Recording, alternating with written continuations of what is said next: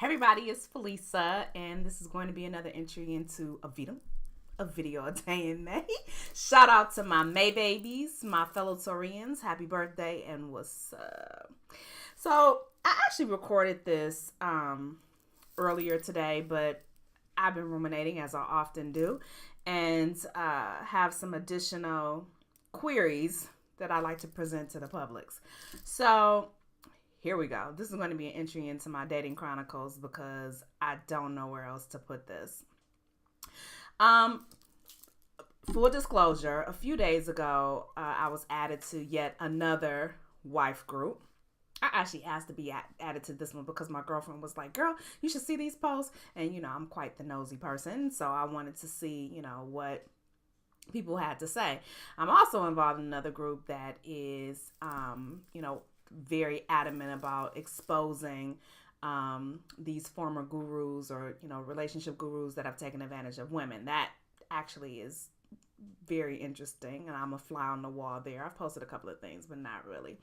But the point that I'm making is, I've been added to yet another wife group, and I'm going through and I'm looking at all these posts, and obviously these groups are supposed to serve a dual purpose.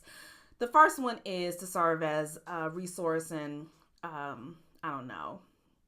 advice, education, motivation for women who are already wives, and encouragement, help, tips, tricks, whatever, for women who are single who desire to be wives. And I've been thinking, y'all, there've got to be, I'm not even joking, thousands of groups online, not just Facebook, Instagram, websites, whatever, all dedicated to women becoming wives, or teaching women how to become wives, or teaching women how to be great wives, this, that, and the third. Can somebody point me to the groups that tell men how to be husbands? I'm not even being facetious. Like, is there a group out there where men go in and, post things like, I was talking to my girl today and, she just had a misunderstanding and I'm just soliciting advice. I mean, we do that without question and without hesitation. And I'm wondering, is there like an alternative for men to go and solicit advice and, ask crazy questions about their significant other or their wives or whatever, or, ask for tips and tricks on keeping his wife satisfied and, how can he be a better husband? I'm probably going to say no. And if there probably are not thousands of them. And I wonder why. Is it because men just don't take advice from other men? Is it because men, I don't want to say that men don't care, but this is really, really kind of a marketing thing. So, women have been socialized for centuries, for generations, since Bible, that we belong to men, that we are chattel of some sort, that we are, just property of, if not our husbands, then our daddies. We have to come under the subjection of men. And, this is rife within not just Christianity, but every major religion that there is.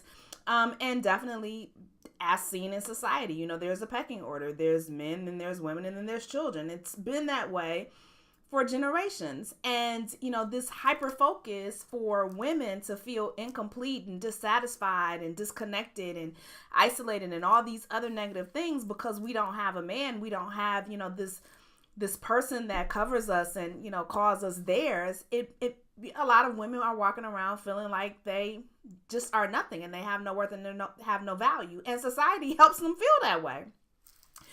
Listen, I'm really starting to see that this is more insidious than we thought. And I'm not, please don't misunderstand me. I keep telling y'all, I want to be booed up. I want to be coupled up. I want to be, 50% of a successful 100% relationship, marriage, partnership. I'm definitely marriage material. I'm a wife walking around here with no husband. But this glorification that we are expecting women to have of marriage, this deification of, or deifying the marital union and making it like the ultimate prize, the ultimate goal. And if a woman does not attain that or achieve that, then she's damaged in some way because a man doesn't want her, or, she is something wrong with her. I mean, case in point, every time someone brings up Halle Berry or even Serena before she got married to Alexis, is something wrong with her. They probably crazy. They can't keep no man. Yeah, Erykah Badu can't keep no man, can't blah, blah, blah. But I have never heard anybody say that about Common. Common has been with, I don't know how many industry chicks. God bless him. I think he's fine. He actually just came out and admitted that, but disclosed that he had a childhood molestation experience. And I do wonder if that affects him in his relationships. Because I know that unless you deal with that, it will come back to haunt you. And it plays out in very, very different ways. I don't want to hijack the conversation and talk about that child, because that's a whole nother vlog topic. But no, I've never ever seen, dang, what's wrong with Common? He can't keep no woman. No, he's celebrated because he's gone through a bevy of beauties. He's gone through, and I mean, he has had some women that are outstanding in their field, articulate, beautiful, intelligent, brings, everything to the table, at least as much as we can see. And then, the relationship, it fizzles out as quickly as it began. I've never seen anybody call into question Common's ability to keep a woman. If somebody has that article, could you send that to me? Because I would love to read it, and I definitely will post a retraction to this video, or at least that comment. But I've never seen that. Warren Beatty, same thing. Warren went through everybody in Hollywood. Everybody. Until he met Annette Bening, and somehow she was the one. George Clooney is another one. So, I mean, there are scores of examples of men who have gone through women, who've had their fair share of beauties and intellect and, whatever. And for whatever reason, it didn't work out. And I've never seen anybody point to them and say that they were damaged. Point to them and say that they weren't worthy. Point to them and say that something was wrong with them, that they were crazy, that this, that, and the third. But we're so willing to say that about women. We're so willing to say that when that happens to a woman, that she's somehow damaged because a man has not selected her permanently. And I think that that's so dangerous. And I don't know why I'm just coming to this conclusion. Actually, I'm not just coming to this conclusion. I think I'm just talking about this. Listen, ladies, just because you are uncoupled or you're single or what have you does not mean that you're any less in stature than someone who is married. As a matter of fact, putting marriage on a pedestal like that and glorifying it and making it your main focus aside from everything that you do is minimizing the other contributions that you have in your life. Marriage is just but one thing, one component of who you are. Your husband, or lack thereof, does not define you. Your ability to select and attract a mate does not define you. It really does not. Now, I'm not going to say don't work on your mess. Don't, address your core competencies, see what you bring to the table, see if you can be a table, see, all those kinds of things. Like, I think that that's important. I'm a firm believer in doing an autopsy when relationships end, probably to a fault.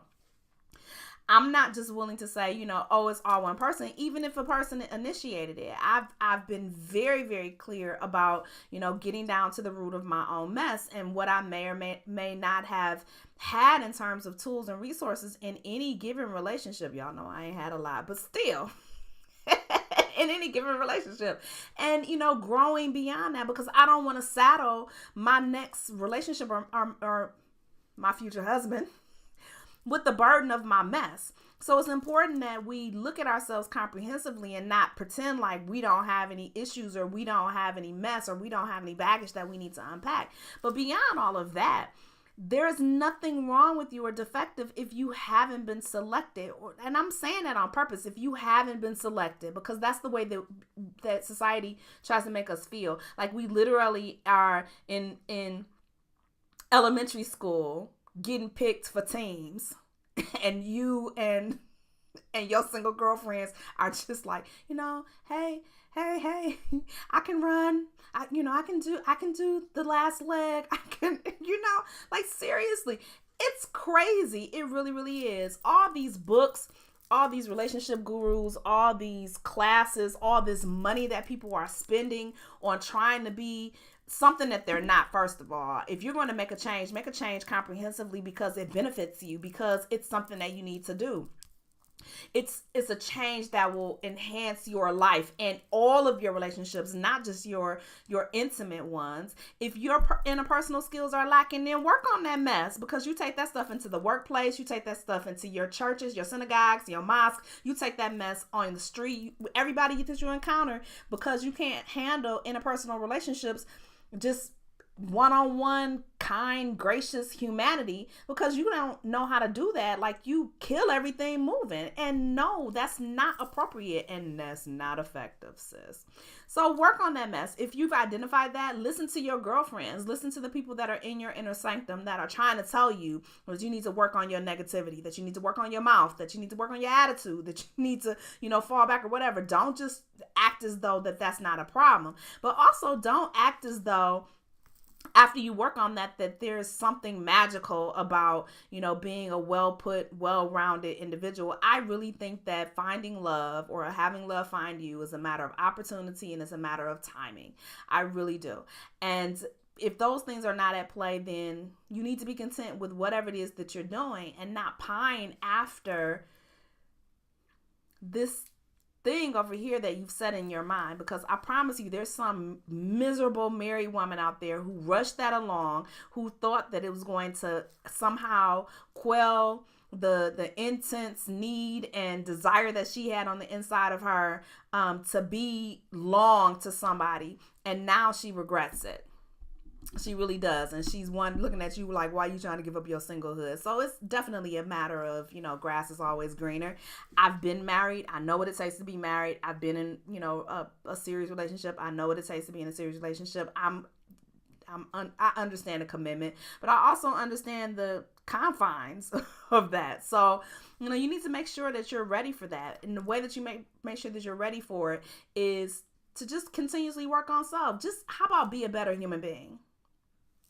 Not so that you can be a wife, not so that you can be a girlfriend, not so that you can be in a relationship, just because you need to be a better human being and you need to grow. I don't know. Those are my thoughts. Let me know what y'all think down below. Don't forget to subscribe, and please hit the notification bell so that you can be alerted when I upload new content. I would really appreciate it, and I will talk to y'all later on. Bye.